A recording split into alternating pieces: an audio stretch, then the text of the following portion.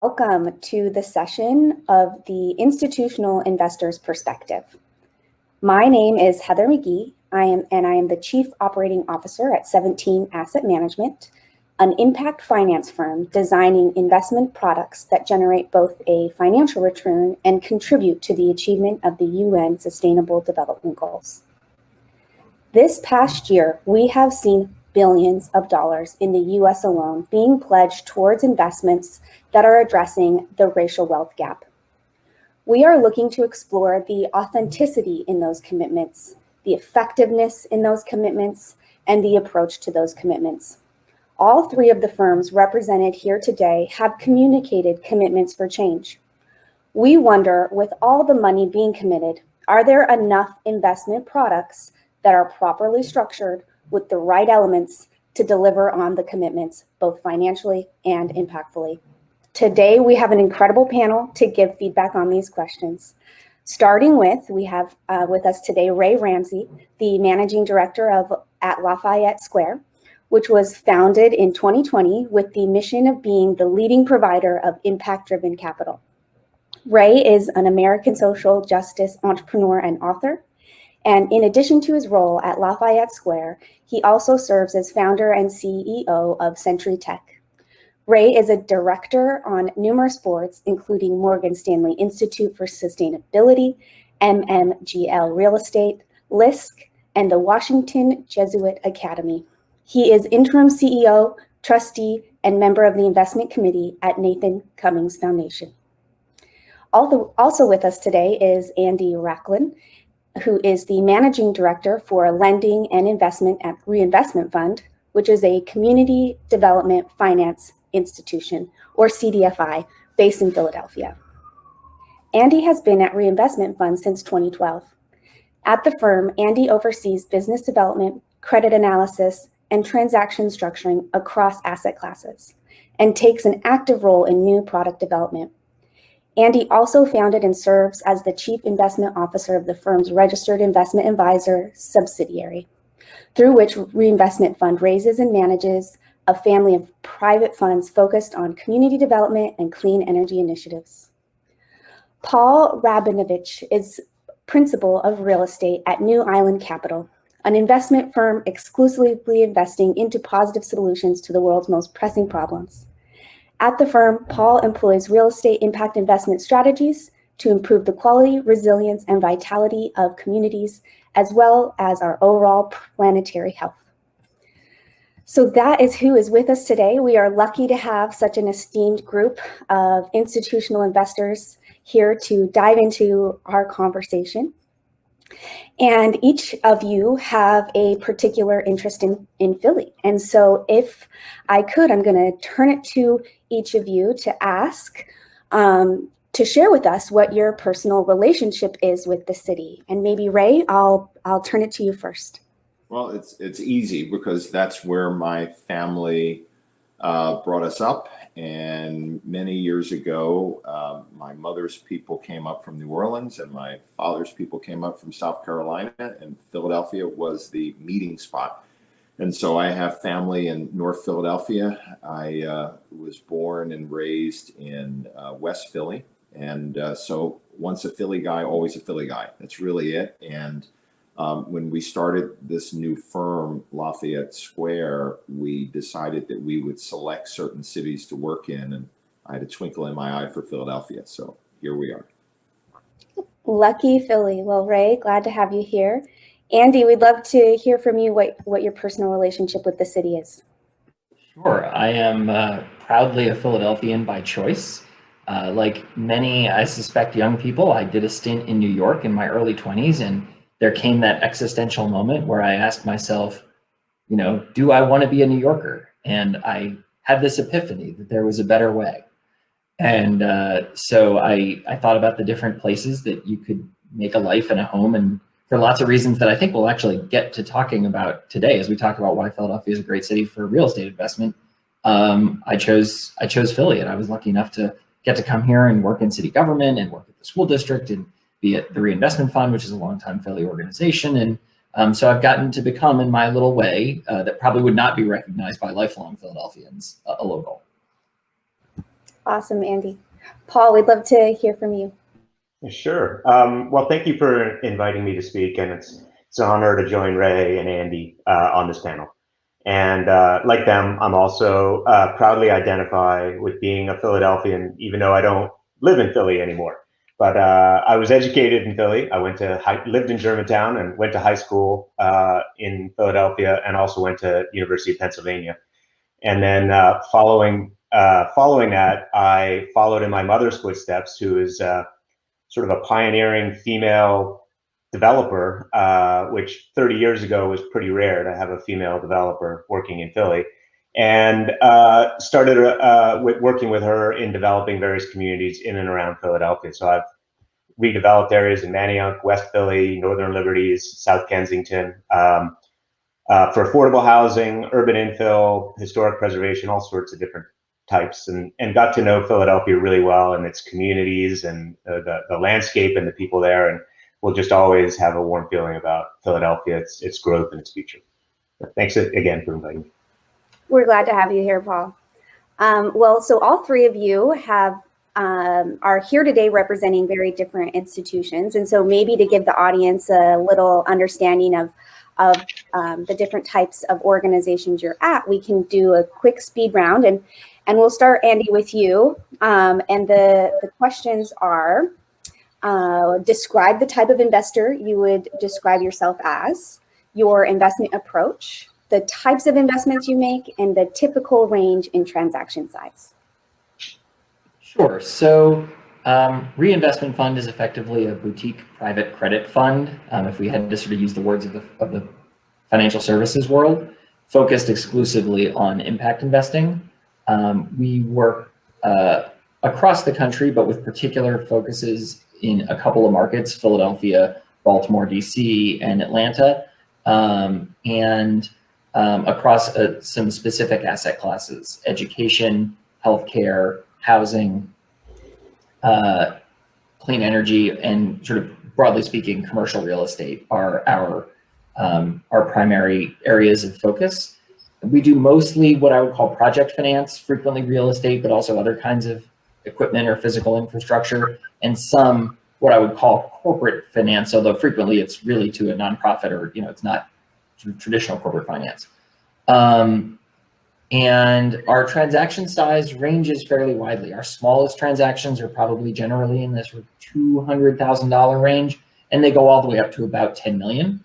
And we finance somewhere between sort of 170 and $220 million of transactions a year. Awesome, Andy. Exciting. Paul, we'd love to hear the same from you on your side, what your type of investor you are, investment approach, range in type and transaction sizes, and the types of investments you make. Sure. I think I'm gonna start, Heather, with making a quick distinction. It feels a little bit funny for us to be called institutional capital, and I think we do qualify in terms of the size of the AUM that we manage and the check sizes and such that we deploy into. But I think it's worth this panel to just explore for a minute the institutional capital ecosystem. And I think, at least for us, and I think I might be speaking for Andy as well, and perhaps Ray, we're sort of, to use a natural systems, we're sort of the pioneer species of the ecosystem. We're looking for great growth opportunities, but not in the safe and secure, stable communities. We're the type of capital that's pioneering, opportunistic, maybe edge species if you're a botanist or a biologist. And that's the kind of places where we thrive. And we hope to move into those areas, prove they're safe, they're stable, that they're viable, and then hopefully encourage other capital to follow us. So we're not in that mainstream capital. We're not that looking in the mature forest. We're looking, and that's what makes this work that we're going to be talking about here in Philadelphia so exciting. So I just wanted to make that distinction, and I think some of the hallmarks for us is that, in order to survive and thrive in that sort of strategy, you need to be fast, you need to be nimble, you need to be creative and flexible, and work with partners, which I think is what we do, where they're at, and not be, one size fits all. This is how we do business. Here's your legal agreement. Sign it. So going back to your original question, we work across a spectrum. New Island Capital Management works across a spectrum of different strategies, including private credit, private equity, real estate, and real assets. So we can engage on a lot of different levels with communities in terms of helping businesses grow, standing up real estate projects or platforms, well, if someone has a great urban farming idea, then that's something we'd be interested in too. And typically our check sizes are 10 million or more towards those strategies. Great, Paul. So good to get that insight. And Ray, last but not least, we'd love to hear about you at Lafayette Square.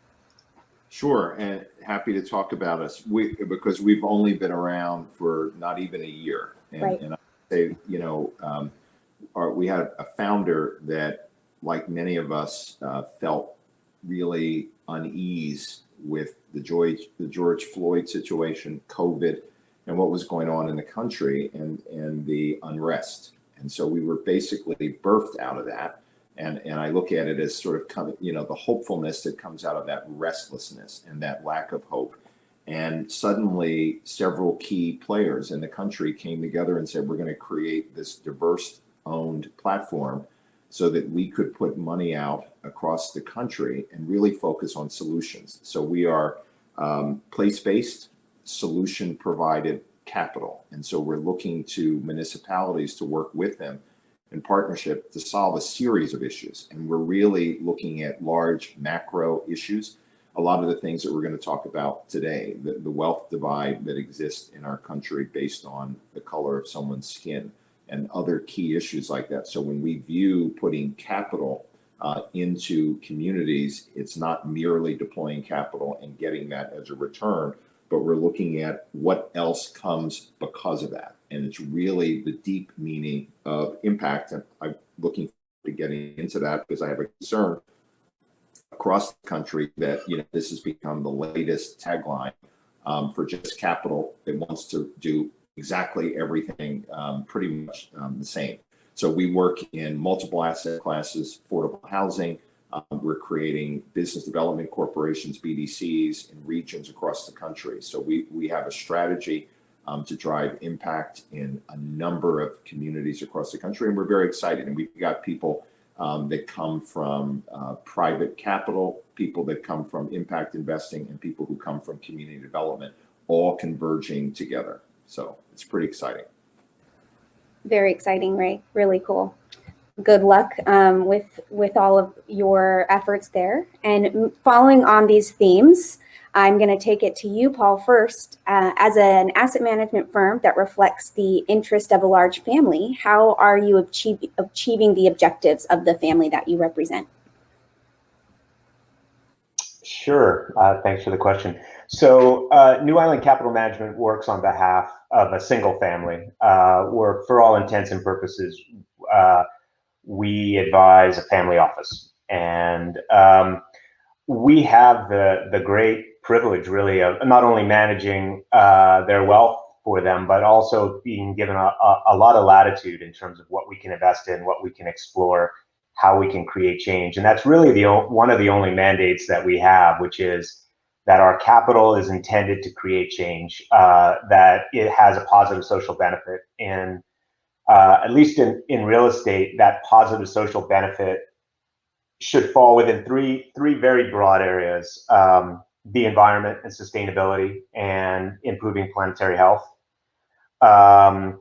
economic inclusion, which at least in real estate includes affordable housing, but in our other strategies can include lots of other strategies about how to make credit available to various people, and then racial justice. Those are the three main outcome areas that we seek to achieve on in our family, and that's how we achieve the objective of the family. That the name that we have, New Island Capital Management, really relates to a vision of creating a new paradigm for all of us to live within, creating a new island. So that's us. Awesome, Paul. Well, moving on to Ray, there has been a lot of major financial institutions that have made big commitments to racial equity. How are you helping that process at Lafayette Square? Well, look, I look at it this way. I don't view it as our job to sort of help that process per se. I think it's about taking capital from multiple places and making it work for people. And I think when you look at, the traditions, that have happened, particularly in real estate, and you just go back and you study it, a lot of wonderful physical structures are built. And, and then you look at 10, 15 years later, and there's blight and dilapidation, starting. So the goal is the hope that we can show and be one of the players to show that we can deploy capital, and we can deploy it in a way with our eye towards something deeper than, putting up a building. Because that's proven, whether you go all the way back to, the neighborhood renewal programs in the 70s and the robust community development movement in the 90s. We are exactly where we are. And most of the cities, if you look at the statistics, have the same level of poverty rates, if not larger, despite all of that money being deployed. So I would argue it's money plus, and how do you add the plus to the money? Because we know that the money still needs to get a return, but we've got to be more serious about the other parts that go with the return. Absolutely. And I know Lafayette Square is pretty serious about the plus, as is Reinvestment Fund. And so taking it to you, Andy, in your community-based investment, Reinvestment Fund, how do you use your strength as a nonprofit to achieve the objectives that you would like? Yeah, I would say there's two things. First, Ray mentioned the challenge of money wanting to behave the way that it's always behaved, but somehow get different results. Which is perilously close to the definition of insanity. And so one thing that we're able to do now, as Reinvestment Fund, we are a borrower. Most of the money that we lend is borrowed from somebody else. And as an investment advisor, we're managing other people's money. We're a registered investment advisor. So we have an obligation as a borrower to return principal and interest to our lenders. We have an obligation as an investment advisor to steward our investors' money with fiduciary duty. But because we are a nonprofit, because we only work with investors and lenders who are mission aligned to us, the table is set with a mandate and a set of expectations that we are not profit maximizing, that we will not behave in a profit maximizing way, and that we will balance the need to repay lenders and steward the money of investors with the need to achieve impact in the communities we serve, and that we can make very concrete trade-offs sometimes to enable both. And that is not outside the reason that people come to us to manage their money. It is actually the reason that people come to us to manage their money. They expect those trade-offs. They look to us for those trade-offs. And I think being a nonprofit is part and parcel of that. It's an expression of an unwillingness to profit maximize when that stands in opposition to impact maximization. The second thing that being a nonprofit allows us to do is hopefully communicate with the communities we serve on the basis of more trust. Because again, there's an expectation that we are not coming in for the purposes of profit maximization. I want to speak with humility around the ways that has gotten harder as we've gotten bigger and as we've started to serve more communities. I don't think that we have perfected that art at this stage, particularly as we continue to grow. And I want to make sure I communicate humility around that. But I do think it continues to be important when we come to the table on a project or as part of a policy initiative or at a round table that a politician has convened, that we're coming from a nonprofit place, not a for-profit place, and that brings us with a different face to the community and allows them to show up with a different face to us. It's great, Andy. It's exciting to have all three of you representing institutions that are committed to the bigger picture and the impact that finance investments have, no matter whether they account for them or not. So moving to the overall perspective on Philly for all three of you. So we would love to hear, and Ray, we'll start with you, just kind of keep going around the circle. And do you see Philly as worthy of investment? And second, what are the particular aspects of Philly that you're interested in? Well, other than it being my hometown, of course, the answer is yes. So again, that's easy. And it is. I mean, when we look at a geographic location, you factor in a number of things. One is, can you access that market? So as an investor, capital doesn't want friction or tension in terms of entering a new market.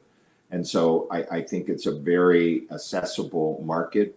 There are folks like you there, the collective, other organizations that we've already in a very short period of time begun to work with. So it's an accessible market. Second thing you look for is, and for Philly, this part is easy because the unfortunate thing is it's one of the poorest big cities in the United States in terms of poverty rate. So is there need for this kind of work? The answer is a resounding yes.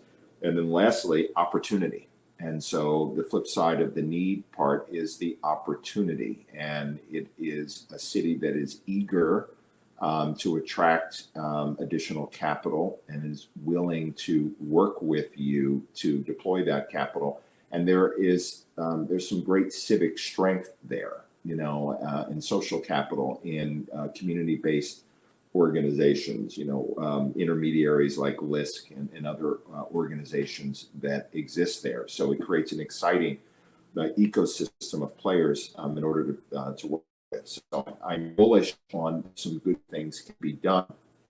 Again, I think there's a lot of work to do to connect the dots and make sure that the economic participation is more built in to the work of finance. That's great, Ray. Couldn't agree more. Andy, on to you. We'd love to hear your perspective as to, do you see Philly as worthy of investment, and what are the particular aspects that you are interested in? Sure. I admit that I'm a little uncomfortable with the wording to the extent that like any place with people is worthy of investment, right? And in fact, places without people are too. But I absolutely do. And I think I'm a little bit saying in different words what Ray also said, which is that, another way of looking at poverty is an expression of untapped human potential. And where untapped human potential exists, so does opportunity. And the question is, how does it unlock?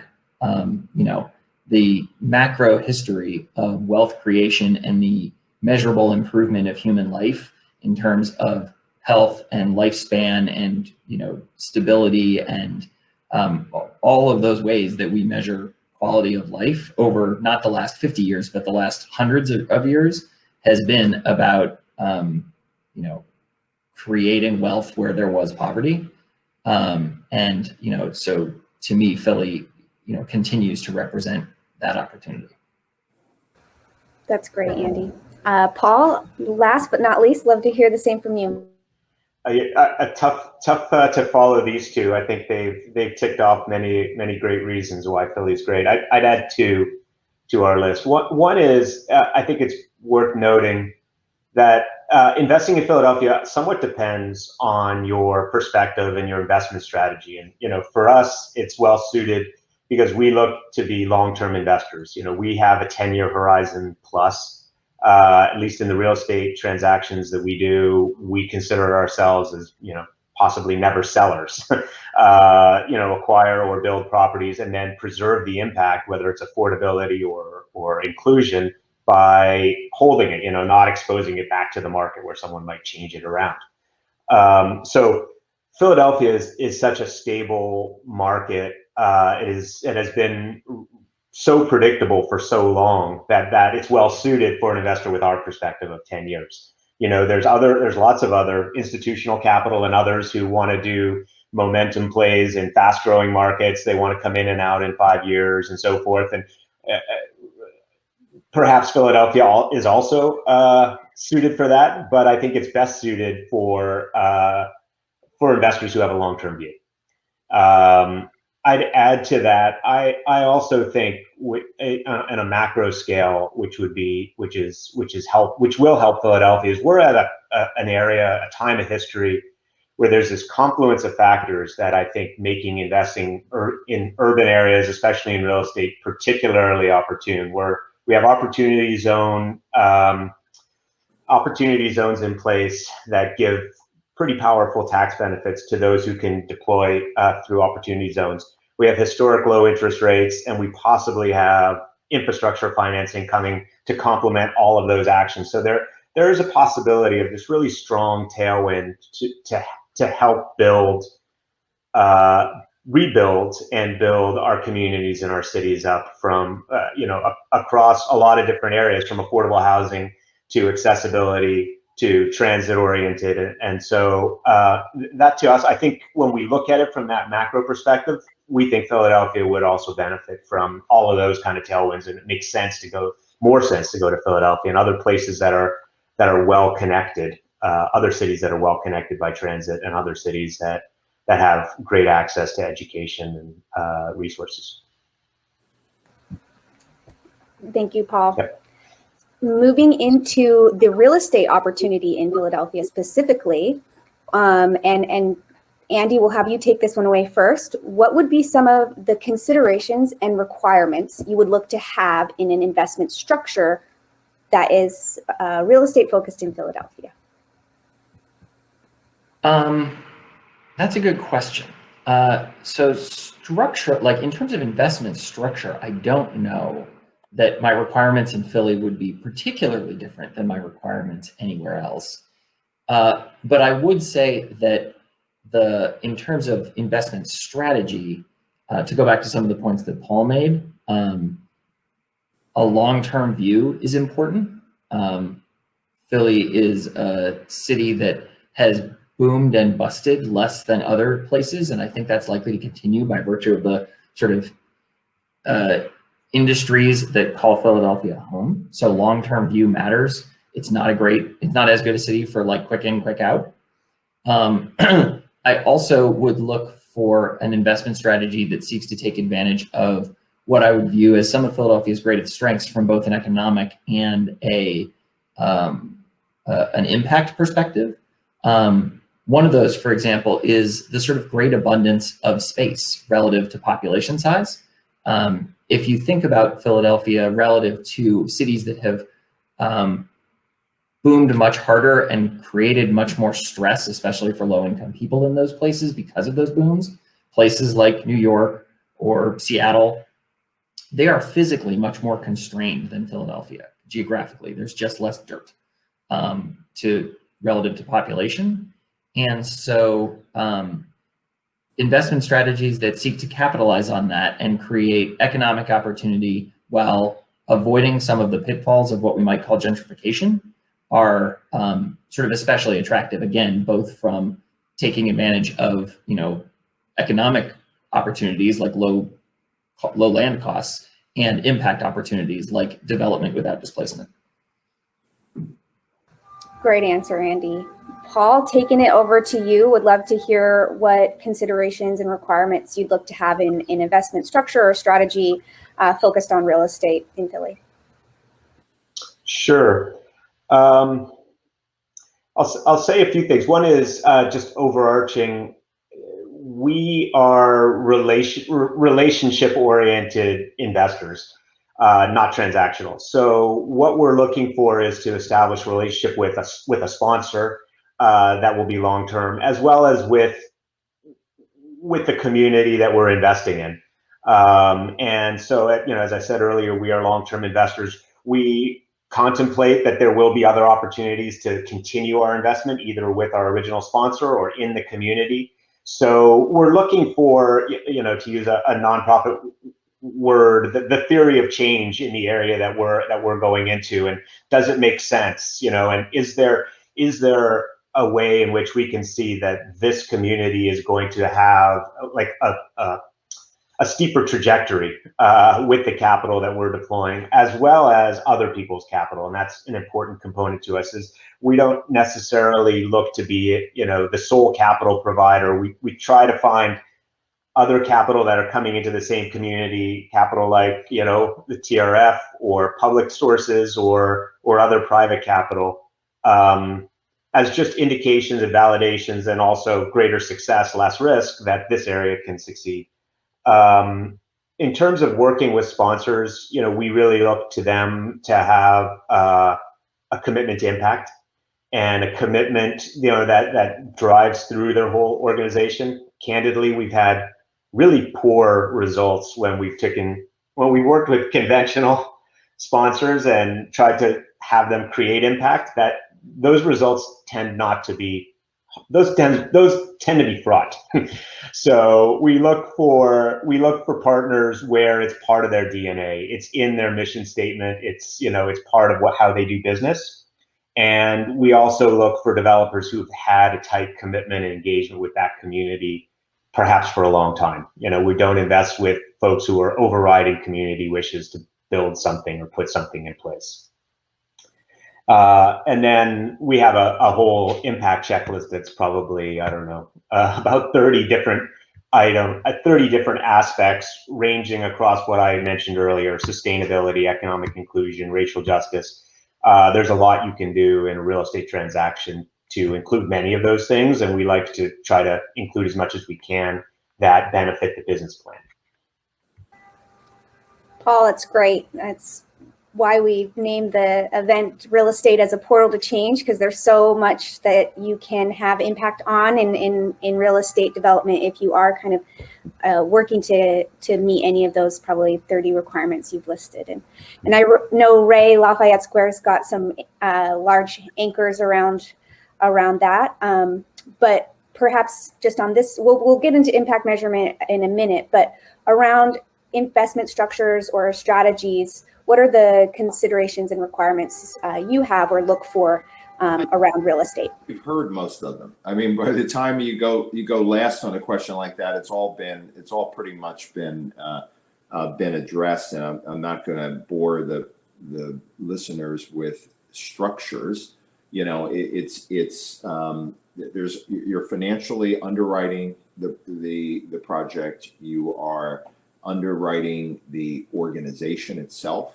And so you're looking into, and you're doing due diligence on the entity, and then you're ensuring that there is a thesis of impact, that there is a likelihood of that being executed. And I think we all are aware of what those core impact areas are. And then we've got a particular focus on wanting to work with, not to the exclusion of others, but work with diverse either managers of other funds or diverse sponsors. And so spreading the wealth effect, there's nothing more powerful than when you think about wealth than who owns the project.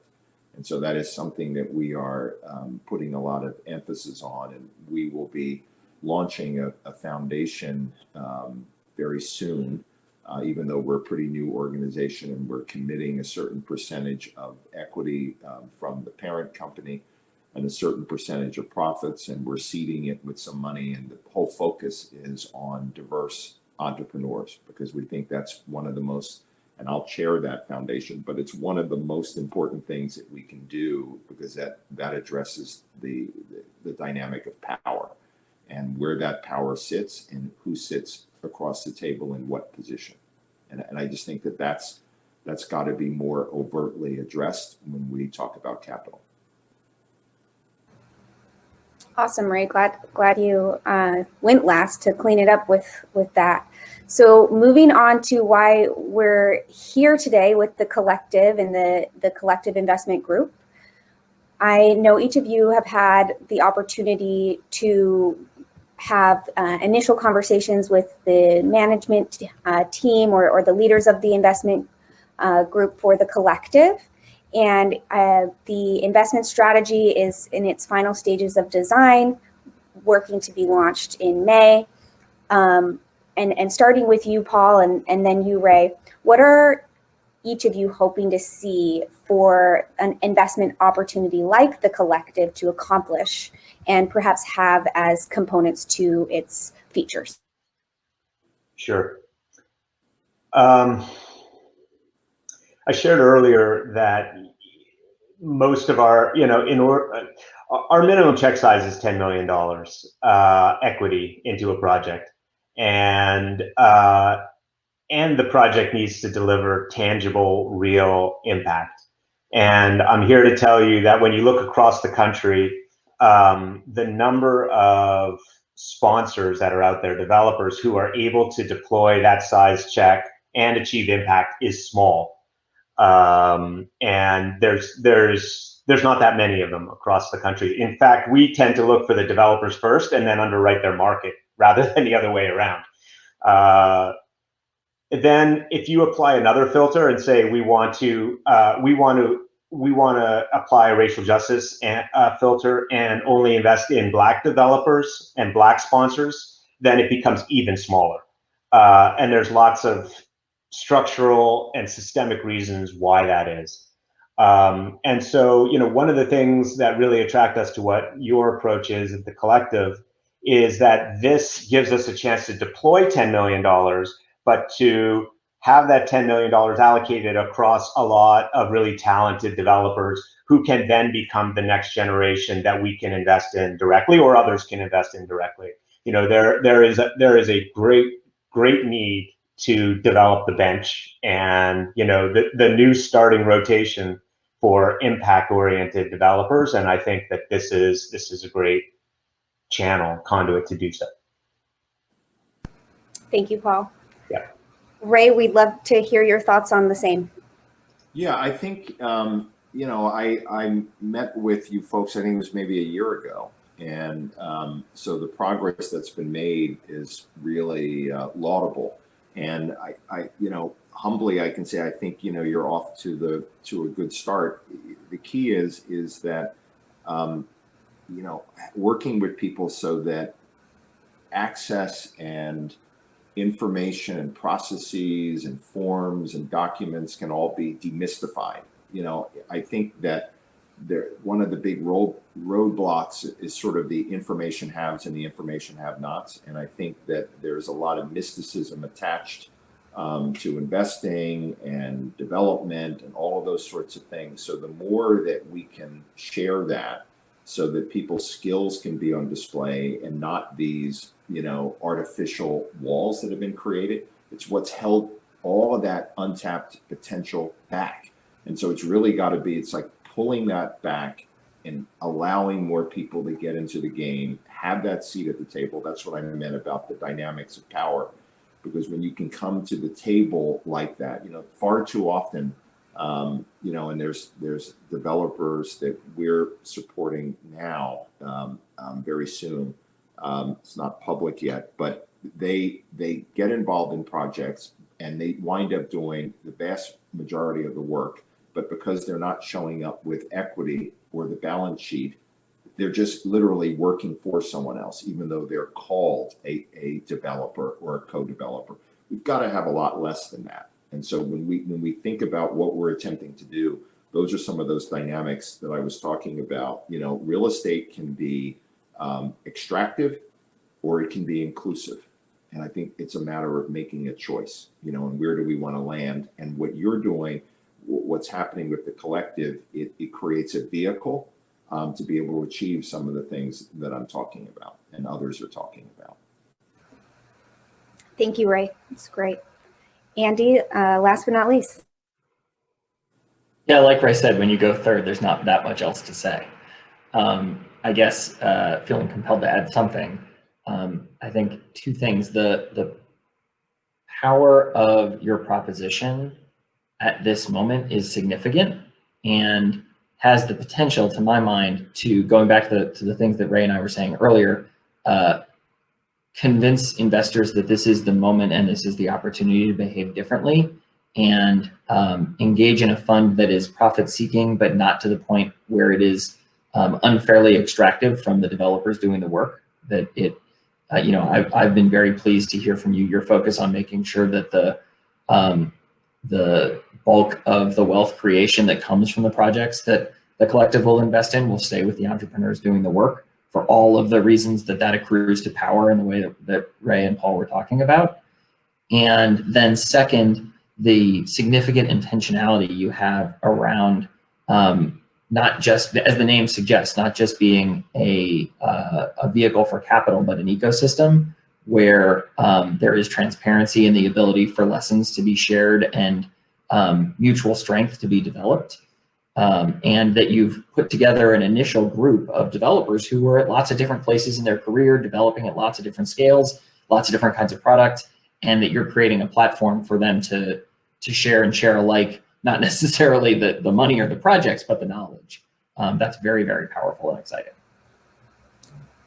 Could not agree more, Andy. That's why 17 Asset Management got behind the collective so robustly when we essentially found them, and better together, right? As the name suggests, the collective, they're stronger together as developers and community members. So moving into one of the question on impact measurement, I know you all have been sprinkling it in through your comments as it's baked into who you are and how you approach your investing, but just calling it out more directly. What are some of the impact measurement elements that your organization looks for when it comes to outcomes for your investments? And Ray, we'll start with you. Yeah, the first thing I would say, and again, I think this is going to be one of these topics where you're going to hear similar threads from everyone. So rather than giving a laundry list, I just want to give a broader perspective on it. And it comes from the place wearing my hat as an LP, running a foundation. It's a growing, evolving area when you talk about metrics. And I always say that we have to approach it with humility. And it is evolving across the country. And I see so many different, approaches to it. So it's not who comes up with the most laborious list. That's the superior one. It is what's achievable, and is there movement? Are those outcomes, when taken together, are you going to create some level of change? And it is not easily done. And so I just want to put that overlay on that. I think it's important to measure. I think it's important to have metrics. The obvious one that we've always had, particularly in community development, is around the area median income and what you're trying to hit. That's a no-brainer. But when you start getting into some of the other areas, even when you go into, particularly with the uprisings of last year, the lens of diversity and equity and inclusion started being added everywhere. And I think that's all over the place in terms of how you measure that. And so the articulation of that as a goal is easy. The measurement, the execution of that is something else. And so I just think with humility, we have to keep saying we're going to evolve, we're going to keep moving forward, and hopefully we'll continue to learn and learn from each other, as we go. But I see managers come in, again, with my foundation hat and or the CIO world, and they all try to say, well, I have a secret sauce of what we're doing. I just roll my eyes. Not a secret sauce. It's all very, very similar to each other. And there's something I think that can be learned. And unfortunately, it's not standardized. And I say that that's unfortunate, because when I meet with other foundation heads, we're all like, we wish there would be a common platform rather than everybody wanting to have bespoke. But the way the industry is set up, if you can say you're bespoke, then maybe you have a better shot with the LP. So there are some perverse things that are in there that I think have to be corrected. Thank you for the landscape perspective, Ray. Andy, we'd love to hear from you as far as the impact measurement elements that your organization looks for when it comes to outcomes of your investments. Yeah, first of all, seconding everything Ray said, particularly around the notion that none of this is a secret sauce, right? There's different ways of doing it, but all of it revolve around the same basic common sense, right? None of this is logarithmic. So just all of that. I guess not wanting to give a laundry list of the things that we try to measure, I'll just reflect on some change that we're trying to make in that, in the way that we do it over the course of the last year. You know, like any organization, we've been reflecting on what are our shortcomings as we think about questions of equity in our work. And certainly there are many. And one of the evolutions of thinking that has come out of that, and, you know, as always, important to acknowledge that it's ongoing. But one of the thoughts that has come out of that is the notion that a lot of what we were measuring amounted to inputs to wealth creation. You know, is housing affordable? Is fresh food accessible? Is healthcare accessible? That kind of thing. And we were doing less actually to measure wealth creation itself and recognize that wealth creation is its own objective, and that its linkage to power, as Ray was talking about before, is so important. And so we're trying to think about and put more centrally the goal of wealth creation, especially for people of color and disenfranchised communities in our work, and measure more of that. That's great, Andy, and I think it's a testament to the evolution of the space, moving from measuring your kind of activities to really trying to measure the long-term outcomes. Paul, we'd love to hear from you. I know you mentioned you have a lot of things that you look for, but maybe your overarching strategy on impact measurement and management would be great to hear.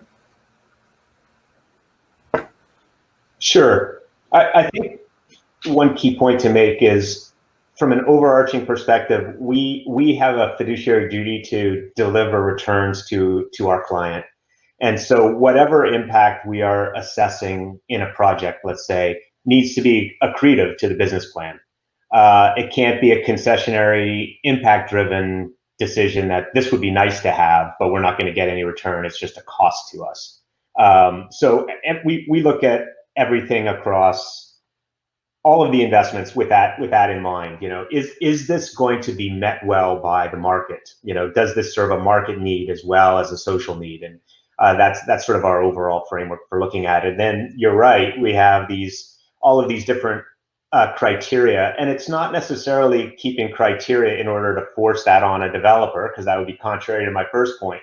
You know, like, we wouldn't be telling the market, you need to build a net zero energy building here, if it's not going to be accepted by the market or anyone's not going to pay for that. So we keep that because we need to develop internally our own language to talk about how to compare lots of investments from an impact profile.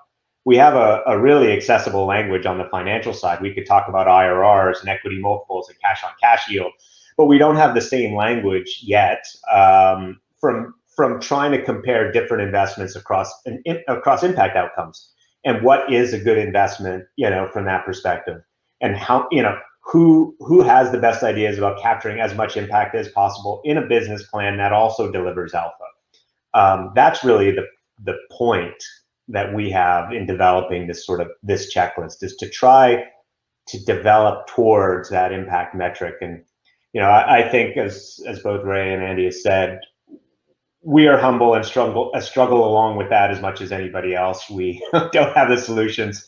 We are trying to figure it out. And I think it's quite possible it'll never be figured out, because it is so diverse and so subjective that it's just a matter of learning what works and trying to replicate and trying to expand from that. That's great, Paul. That's great. So I know that we're looking to wrap up here in the next couple of minutes. So I'm going to have one last question for the group, and I'm going to call out that we did have a article released this morning written about the work of the collective and the $100 million raise that's getting kind of launched now, and for the collective investment group's first investment strategy for the developers that we'll hear about later today. And so as we wrap up today's call, and starting with you, Andy, and we'll take it around the circle one last time, what advice would you give the collective investment group as they move forward into this raise?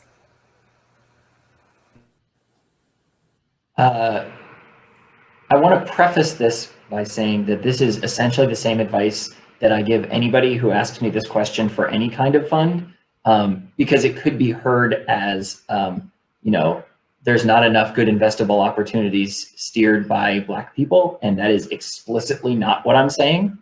I don't think that that is the case. But what I would say is focus on developing the pipeline of investable opportunities, and the money will follow. Investable opportunities are harder to come by than money in the current environment. And again, that is true whether you're talking about clean energy, or whether you're talking about luxury housing, or whether you're talking about the collective, right? It's not about that. I think I see, I talk to some number of fund managers every year, and very frequently, what does your pipeline look like is the hardest question for them to answer, regardless of what sector they're in. Great advice, Andy. Paul, we'd love to hear your thoughts on the same. I have one thought. $100 million is a great number, and it's a large number, and really well suited to institutional investors like us. And I guess the advice that I'd give is that to be authentic to what you want to achieve, figure out the ways that you're not beholden to investors like us. Figure out the ways in which 25 million of that or more can be like a political campaign, small dollars, that come from the community, so that the communities that you're developing in, those investors get to create wealth from the investments that we're all making, right? Multiply what we're able to do, so that there's wealth created from it for everybody, right? Spread out the benefits. That's great, Paul. Yeah. And Ray, bring us home with your thoughts. Well, I think that the two comments were by Paul and Andy were very insightful, particularly when Paul said, you don't want to be ruled by the fundraising campaign itself to take you away from the deep community development work. And so they're not exactly the same thing, and pipeline building is really important. So I think those are probably two of the most important things. I'm going to add a third, and to close out, and it's something that I've never forgotten. And this whole effort, everything is about people, and it's people who inspire you, because you will have ups and downs, and sometimes you'll have doubt. And some of the worst doubt comes from the inside, but you'll often have people who will express disbelief. So my inspiration and mentor, and a person that I got to work with before he passed a number of years ago, was the late Jim Rouse. And we started Enterprise, but can you imagine somebody saying, I'm going to build a city from scratch? That's what he did. And he used to tell me stories about it. And what he always said was, his expression was, what ought to be can be, if we have the will to make it so. That's what I would share to them. Ray, I love that. I think that's a beautiful note to end it on, and may our wills make it so as we move into this ambitious effort on behalf of Philadelphia for and by the collective developers that we will get a chance to meet all this afternoon. Thank you, Ray. Thank you, Andy. Thank you, Paul, for being with us here today. And with that, we'll close it out.